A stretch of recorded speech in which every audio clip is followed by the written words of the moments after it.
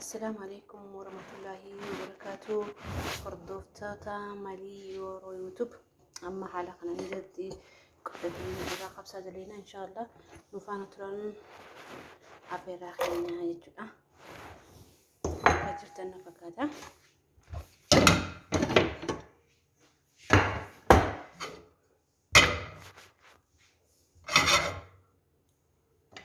Sini mul'ata na fakkaate kaameraan nuuf joinin difama. أنا بديت شدنا إن شاء الله نفانا بوا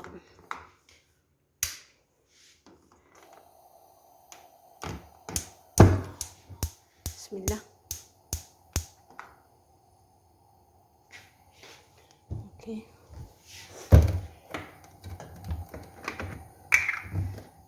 زيتي تبونا هنگا بربادن تبوتنا أنا ما ودو أنا بربانف تكون تيدا بلاي زيتي تكشون تقول أشوف حالة كمان تبايسون بربادو أكسي إن شاء الله هردوفتو تخيّة كالي في كقريبا إلمان أرومو يوتيوب مالي أورو يوتيوب شير في لايك يقولوا هند جتنا هذا وان كقريب أبني كسي اسمه بدي كتان كبا مفارق بوا أما درت ما أنتم تبرر جرا حالة كان أبوتي مثلا في يوتيوب درت دينا أبوتي درت كذا أنا بودا نانسين تجربة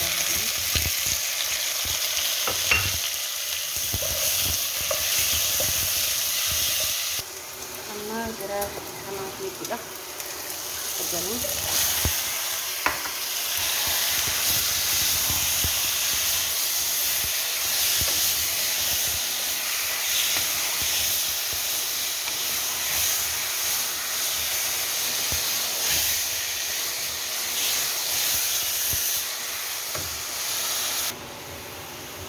baharata hanga barbaadu gurgurtaa heelii fi baharaataa fi soogiddaa fi girfaa fi xuuxoo argaa jirtanii kanuma baharata fidee waan hunda xuuxoo heel bifa waan jiruuf jechuudha.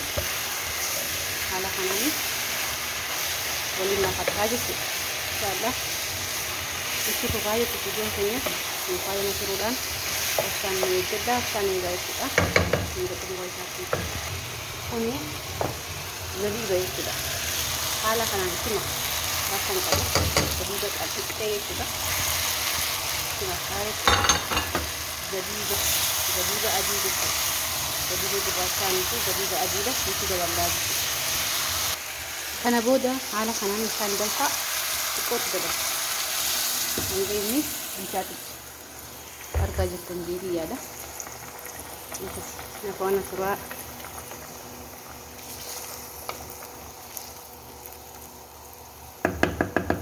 maalifi barbaree minaamina yoo barbaaddanis itti dabaluun dandeessanii baharaan jechuudha. Uti waan hin barbaanneef bifa kanaan isin mul'isuuf. Kuni ruuza jechuudha. Kubbayaa lama eegaan dhiqee naziifa godhee booda jechuudha. Bishaan danfaa ittiin naqa. Bishaan danfaa ittiin naqa. Kophattiin danfisaa jechuudha. Daqiiqaa akkas daqiiqaa muraasaaf. Jarri kun lammeenis hojii qabaa ciccirree booda isiniif himu. Bifa kanaan ciccirratuu jechuudha. Bifa kanaan eega gabbacharte boodarra bifa kanaan ciccirteeti yaa'isa godhata. Qooshaa bifa kanaan xiqqishoo qamadii ta'uu waan biraa ta'us qamadiitu bareeda haala hundaanuu jechuudha. Bifa kanaan jiifatteeti yaa'isa godhataa jechuudha. Hogguu xumuraatis isiniif mul'isna. Bifa kanaan qabbafamaa jechuudha. Haala ciccirreetu. Haala kanaan qabbasa. Jazaraas bifa kanaan ittineenaa jechuudha. Jazara. Ruuzni hogguun fi akkanatti tahee mashqalnaa jechuudha. Mashqala gooneeti. Bishaan irraa xuruursineeti. Kan haala kanaan keenyaa jechuudha. Daqiiqaa hanga wanni hunduu ijaaza taatu jechuudha. Ficaa reefuu yookaan qooshaa reefu sun bifa kanaan qinxa goona jechuudha. Akkasuma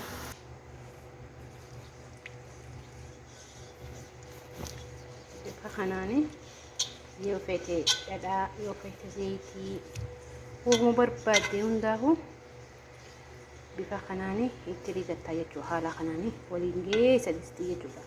Qaama ishii hunda isiniin mul'ata jeetii yaada inshaallah. Haala kanaanii hammuu murattan jechuudha. Kana gootanii haala kana akkasiif dheeratu kaa jirtanii akkanatti jechuudha. Wal qixxeessitan bifa kanaanii san booda akkana gootanii hunda isaatu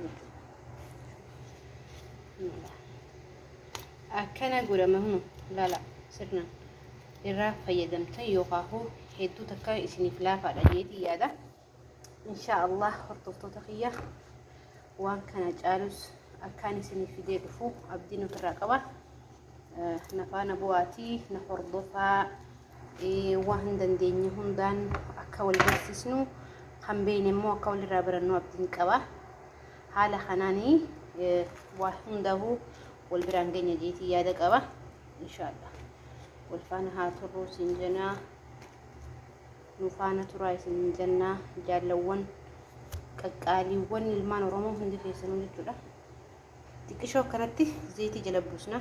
Maaliif akka inni nu jalaa agartee yookaan yaabisa hin taane yookaan nu jalaa hin goggoine yookaan ruuzni jalaan akka nu jalaa hin gubanneef isin galee san booda ruuza keenya akkanatti mashakleessanii itti naqna. Haala kanaan itti naqnaa jechuudha.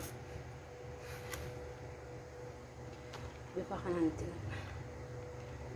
Isin fayyada baay'ee takka isin fayyada jeetii yaada hordoftoota kiyyaa habiibii keessaniif ilmaan keessaniif bakka takka gizee deemuu deemtan bika gaylota keessanii bikoo iddoota adda addaa yeroo dheexan yookaan keessummaa yoo isin dhufee wanni kun isin fayyada jeetii yaada.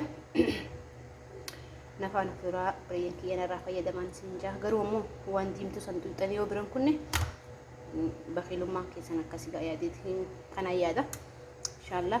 Warra tuttuqu sinaa godhu isin jaa jabaadha. Bifa kanaanii kurkun malaqaa takka yookaan agar malaqaa jechuudha. Jaayisa godhatanii xuuxoo muummisa takkatti murtanii bifa kanaan jechuudha. Fayyimuna halis malaqaa kana tokko jechuudha. Malaqaa takka bifa kanaanii itti naqna jechuudha. Amma lahama keenya qarreefu bulcheessinee yookaan foon bulcheessinee aywa oguu inni kan naashifa bishaan reefutti inni isanis fixatee jira. Bifa gogogaa hin ta'in jechuudha. San booda ni fuuna gaa akka aadaa teenya san goonaa jechuudha. Asirranneedha. Harkaa jirtanii saha inshaallah. Hordoftoota kiyya warra irraa fayyadamu yookaan warra irraa baratu isinaa godhu isin jaa. Hordofaa haala kanaanii ruuza irra nayneeti cufsiifna. Amma bakka reebsanii cufata jechuudha. Haala kanaanii hin sakkifidama baat cufnee jirra. Amma haala kanaan cufame halii fi xoxoo reefutti waliin laayini sun itti nayna jechuudha. Amma bifa kanaan itti nayna shuufu kanatti itti nayna. San booda kana irra keenya jechuudha. Maslaala jazaraa fi binjaana reefu sun haala kanaan irra gurraa jechuudha. Eega irra nayne booda haala kanaanii tartiibaan cufna akka hin jalaa hin banneef haala kanaan cufna. Shuttu haala kanaan cufna jechuudha. Akkanatti cufna.